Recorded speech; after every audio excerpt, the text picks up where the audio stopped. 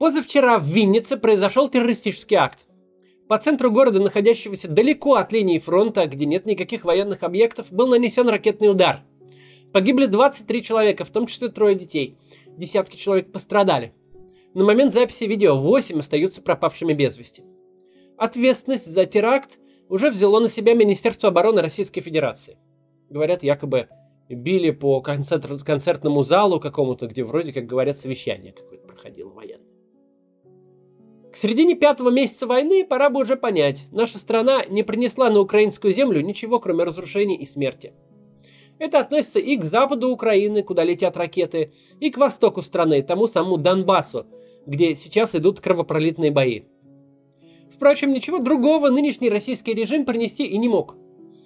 Он и в нашей-то стране не может добиться нормальной жизни для россиян в российских городах, например, нормальные туалеты в школах оборудовать.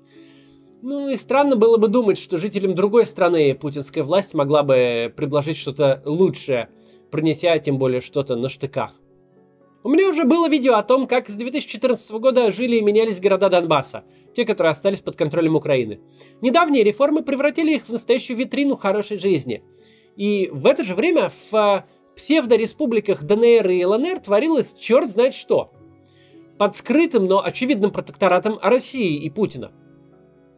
Вот об этом я сегодня хочу поговорить. Что вообще предлагает путинская Россия украинцам на занятых территориях?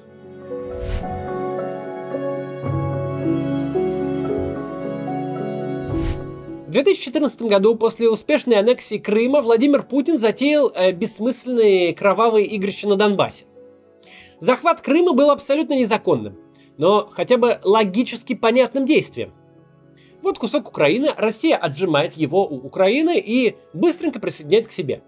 Пока никто ничего не понял и не успел среагировать, вуаля, теперь это уже кусок России. В 21 веке подобное совершенно недопустимо. Но, повторюсь, этому беззаконию есть хотя бы рациональное объяснение. Мол, Крым был их, а стал наш. В этом наша выгода. А поскольку аннексия Крыма прошла почти бескровно, можно было бы даже с позиции какого-то чуть ли не морального превосходства отбрехаться. Вы, мол, видели, что американцы на Ближнем Востоке натворили? Сколько народу там поубивали? Да по сравнению с ними мы вообще белые и пушистые. Конечно, подобное оправдание – это концентрированная чушь. Но на эмоциональном уровне такое может сработать. Люди больше всего нетерпимы к убийствам. А когда преступление совершается без или почти без пролития крови, оно не так сильно шокирует. Как вы помните, санкции за Крым в отношении России были сравнительно беззубыми. Потом у нас даже чемпионат мира по футболу прошел в 2018 году, и славненько там на финале рядом с Путиным сидел президент Франции и прыгал активно во время забитого гола. Но Донбасс — это уже не Крым. Отторгнутые от Украины города Донбасса к России присоединены не были. Все, что удалось у соседней страны отнять, причем не бескровно далеко, ценой гибели почти 15 тысяч человек с обоих сторон, все это превратилось в сомнительные образования ДНР и ЛНР. Причем все последние 8 лет их не признавала даже сама Россия. Итак, наша страна не пришла, чтобы взять Донецк, Луганск и их пригороды под свое крыло. Или как-то им помочь, освободить, как тут говорят. Нет, все пошло по сценарию сектора Газа. Это территория под властью всевозможных боевиков. Кому-то может показаться, что сравнение руководства ДНР и ЛНР с Хамасом и исламским джихадом – это перебор. Однако, если убрать налет религиозного фанатизма, то обе эти народные республики – чисто собратья сектора Газа. Только вместо ближневосточных шахидов на Донбассе завелись Бес, Бэтмен, Батя, Моторола, Гиви и примкнувший к ним Мозговой. Это фамилия просто. По прозвищу Русский Че Гевара. Странный вы народ блатные. Как собаки-жучки, ни имени, ни роду, одни кликухи поганые. И постсоветские города, благодаря этим странным личностям, превратились даже не в подобие Дикого Запада, а вот именно что в Дикий Восток, где жить попросту невозможно. Причем касается это невозможно не только миллионов местных жителей, которым привалило все это счастье, но и самих руководителей народных республик. Возьмем так называемую Луганскую народную республику. Первый глава ЛНР, а затем ее премьер-министр Геннадий Цыпкалов арестован, а затем найден повешенным в камере. На теле обнаружены следы побоев. Второй глава ЛНР Валерий Болотов вступил в конфликт со своим товарищем Игорем Плотницким, обвинил его в том, что тот физически устраняет своих соратников и луганских полевых командиров. После этого Валерий Болотов сам скоропостижно скончался в возрасте 46 лет. Его жена говорит, что он был отравлен.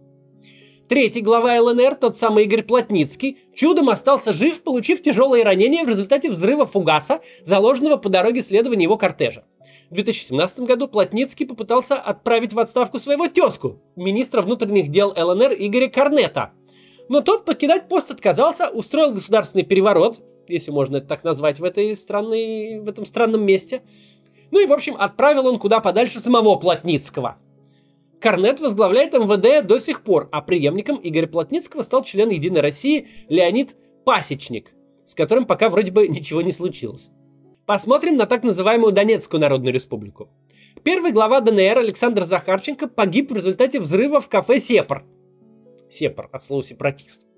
Его преемник Дмитрий Трапезников продержался на посту ИО главы Народной Республики несколько дней, после чего поехал возглавлять российский город Элиста. Элистинцы оказались, мягко говоря, не в восторге.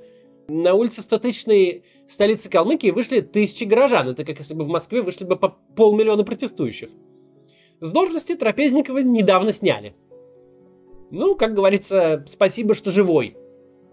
Ныне ДНР руководит Денис Пушилин, в прошлом видный функционер финансовой пирамиды МММ, а ныне член партии «Единая Россия». Трагичной оказалась судьба донбасских полевых командиров. Бэтмен и 5 его товарищей были убиты в результате боестолкновения. Но не с вооруженными силами Украины, а с народной милицией ЛНР. Согласно пресс-релизу прокуратуры ЛНР, Бэтмен оказал сопротивление при аресте, а арестовать его должны были по подозрению в вымогательствах, разбойных нападениях и пытках мирных жителей Луганщины.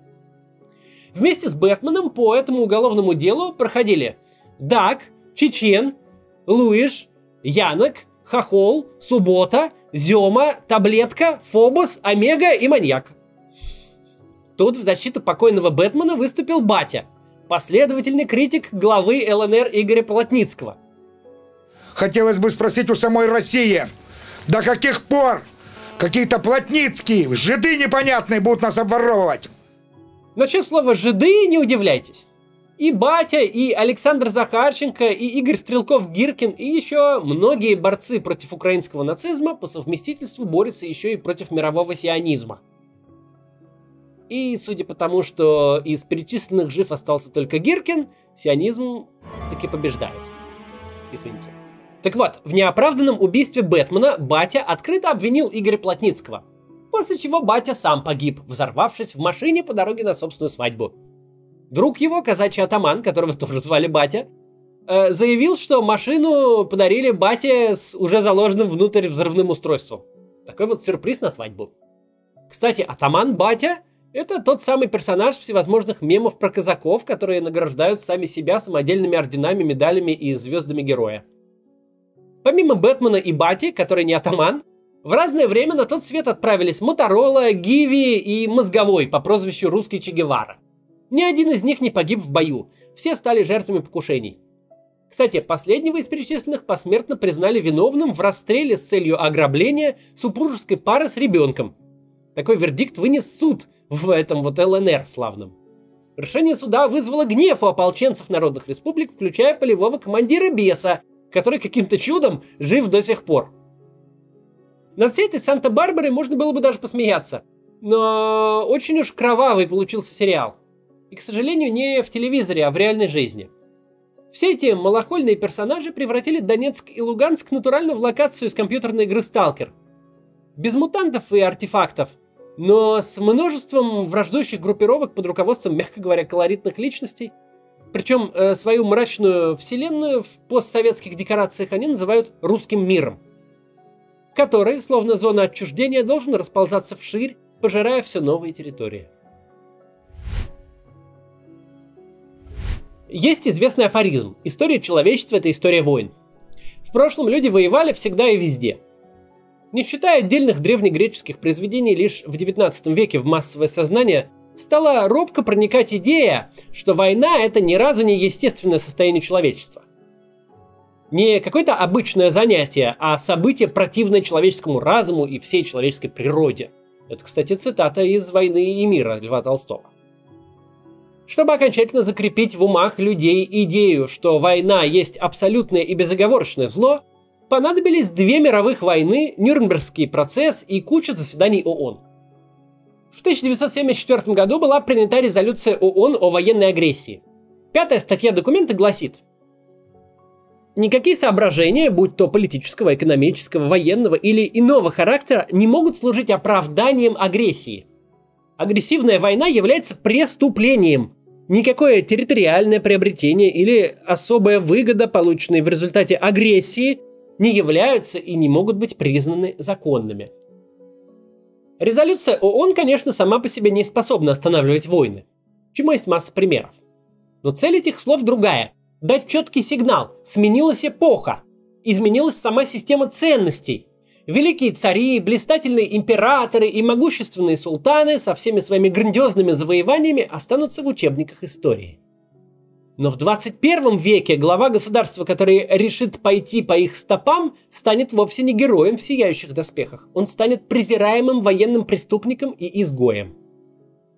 Даже в прошлые времена, когда агрессия сама по себе не считалась преступлением, когда тот, кто захватил больше земель, тот и есть великий правитель, так вот, даже тогдашние войны принято называть совершенно по-разному. Думаю, вы прекрасно понимаете разницу между словами «завоевание» и «нашествие», «освоение» и «набег». Римские легионы были жестоки. Но там, где проходили они, впоследствии появлялись дороги, мосты, акведуки и величественные амфитеатры. Средневековые арабские завоеватели приносили с собой математику, астрономию, медицину и философию. Много крови и много преступлений на счету у колониальных империй. Но каждая из них предлагала не только смерть, они несли с собой заодно и великую культуру, искусство, просвещение. Они оставили своим бывшим колониям не только тяжелую память об эксплуатации и притеснениях коренных народов, но и свой язык, технологии, умопомрачительную по красоте архитектуру, богатое культурное наследие. А что принесла путинская Россия на Донбасс? Что может Донбассу предложить Путин? Кроме дикой атаманщины. Владимир Путин не император, после которого на занятых территориях на века останутся шедевры архитектуры.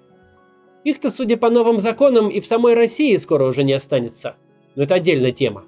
Путин не халиф, вслед за армией которого идут ученые-мудрецы. За 8 лет, а раз уж отторгли у Украины часть Донбасса, что, конечно, вообще-то было беззаконием и государственным разбоем, но раз уж сделали это, так можно было превратить захваченные земли в настоящую витрину русского мира. Можно было вкачать в них денежные и интеллектуальные ресурсы, установить закон и порядок. Не перекрашивать на субботниках лавочки, а радикально улучшить городскую среду. Вообще-то все это нужно и в российских городах делать. Но в Донецке и Луганске это можно было сделать, чтобы просто попытаться доказать, что с Россией действительно лучше живется. Но из Донбасса сделали площадку непрерывных бандитских разборок. Зону из компьютерной игры «Сталкер». Последние 8 лет показали, ДНР и ЛНР никогда не станут Россией, зато сама Россия превращается в ЛДНР. В 2014 году Путин зачем-то полез на Донбасс. Он никого ни от кого не спасал, не дал никому лучшей жизни. Кого-то насильно, кого-то пустыми обещаниями. Миллионы людей он сделал заложниками аферистов, боевиков, которым просто скучно жить мирно. Во время перемирия они активно убивали друг друга. 8 лет миллионы донбассцев существовали без прав, без своего государства. И без Украины, откуда их выдернули, и без России, в которую их включать не стали. Они существовали с смутными вооруженными людьми, которые могли докопаться на улице просто за то, что «а чё ты одет не как мужик?». 8 лет дончане и луганчане так жили. Спросите у тех, наверное, уже не столь многих, кто до сих пор поддерживает войну, а где они были эти 8 лет? Теперь же жителей Донецка и Луганска превращают в пушечное мясо и бросают без подготовки в бой впереди российских войск. Зачем? Да только за тем, чтобы была уничтожена жизнь в той части Донбасса, которая была под властью Украины. И 8 лет мирно жила и развивалась. Как могли бы жить и развиваться Донецк и Луганск, если бы их не трогали? Как могла бы жить наша собственная страна, если бы наша власть занималась ею, а не черт знает чем? До завтра.